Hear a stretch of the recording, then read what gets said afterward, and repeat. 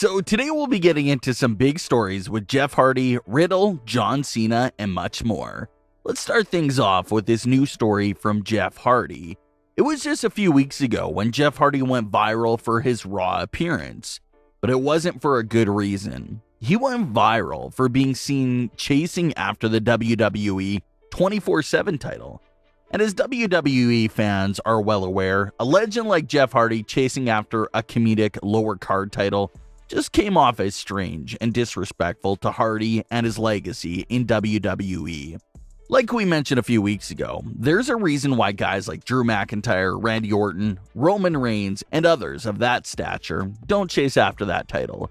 It's because they're above it, and it'll be a complete joke if they went after that title. So that's what happened with Jeff Hardy. They probably had nothing for him to do that week, thought they would quietly sneak him into the 24/7 title segment, but it didn't go unnoticed, and fans really put them on blast for that decision with Jeff Hardy. There was also an interview that Jeff Hardy had that week where they even asked him what he was doing chasing after that title, and Hardy alluded to the fact that he just shows up to work and does whatever he's asked.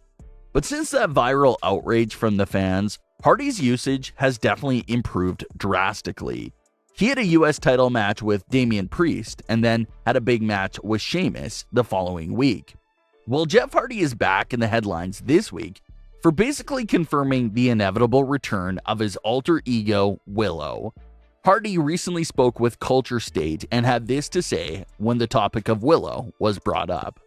Speaking of Willow, I was just talking to the guy who makes the mask, who made it back then. He's an awesome mask maker and making a new Willow mask and talking about the possibility of Willow entering the scene once again before my career is over. There we go. It's gonna happen. So Jeff Hardy is putting it out there. We will see Willow again before his wrestling career is over. Will it happen in WWE? Will it happen elsewhere? That's what we're gonna have to wait on. Willow hasn't really been seen in WWE. The Willow persona had the most airtime during Jeff Hardy's runs with Impact Wrestling.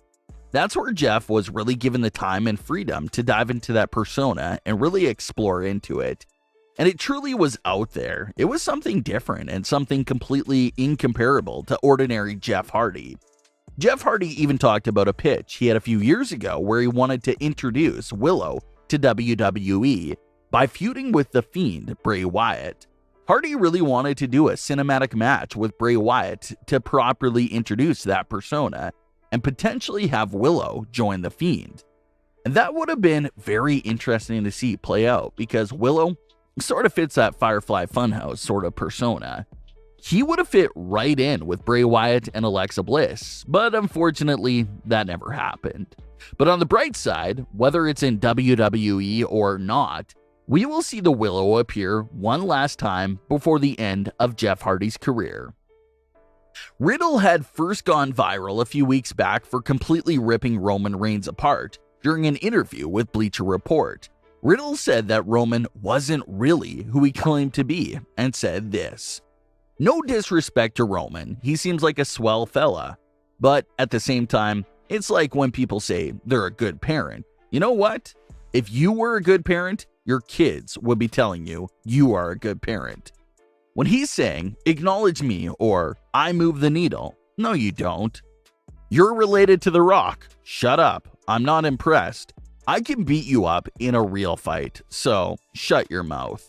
"You're not moving needles, I'm the real stallion. RK Bro is moving the merch. We're moving the needle, and that's it." I don't want to say too much, I'm not trying to get in trouble. Hey, hats off to him. He's amazing at what he does. I do like what he does, but at the same time, it's like, get off your high horse. You're in that spot for a reason.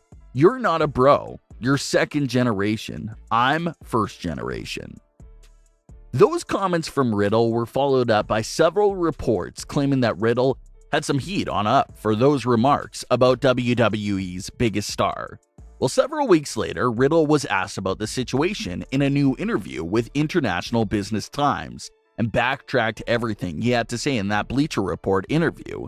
He had this to say: "I'll comment on that briefly. I'm not trying to rub anyone the wrong way or say anything wrong, but I made some comments and I'll say this. I think they were all factual. just so you know. Kind of like I said, I am kind of telling the truth here. But I think maybe, even if they were factual, they weren't the most professional things to say. Especially with me being on the Raw brand and him being on SmackDown. I'm not even in that realm of competing with the Tribal Chief. He's on another level at this moment. I think maybe I got a little too big for my britches. You know what I mean? Maybe I got a little backstage heat. Maybe a tiny bit. Unfortunately, I said some things that some people may not have liked, and I'm not going to mention names, but they didn't like it. I won't say it again. I get it. Right now, all hail the Tribal Chief. Good for Roman. Acknowledge him. Everybody, acknowledge him, okay? That's all I'm saying. So it looks like something was definitely said to Riddle for sure. He went from standing up to Roman and legitimately calling him out to now giving that more WWE heavily influenced answer that no one can compete with Roman Reigns. If Riddle was on SmackDown and was a possible future challenger for Roman, then maybe his comments could have made a bit more sense and could have been used to tease and hype up a match between the two of them. But like Riddle said, the fact that he's in a tag team division on a completely different brand is also what made his comments come off as being even more weird. He was teasing a match that was basically impossible for WWE to book at the time. So that was Riddle clearing those comments up, but who knows, maybe these two will meet in the future, and that's when they can bring his original comments about Roman back up. John Cena only wrestled one match on WWE programming during his summer run, but during that Roman build-up, he unintentionally created another story with another superstar. That superstar in question is Finn Balor. It all goes back to that contract signing between Roman and Finn.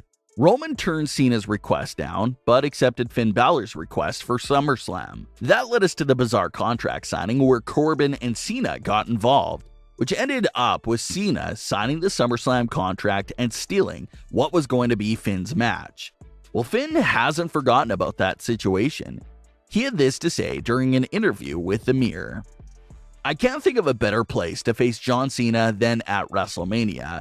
I've got a bone to pick with John. The SummerSlam main event was mine. My name was printed on the contract. However, John signed it. There's certainly an issue that needs to be settled between me and John, and if we can do that at WrestleMania, all the better."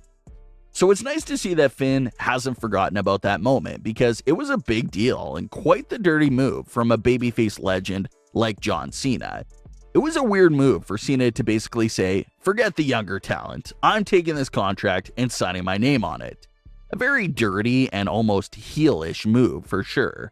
So Finn Balor is not letting that go and looks like John Cena will have to answer Finn if he ever shows his face again on SmackDown.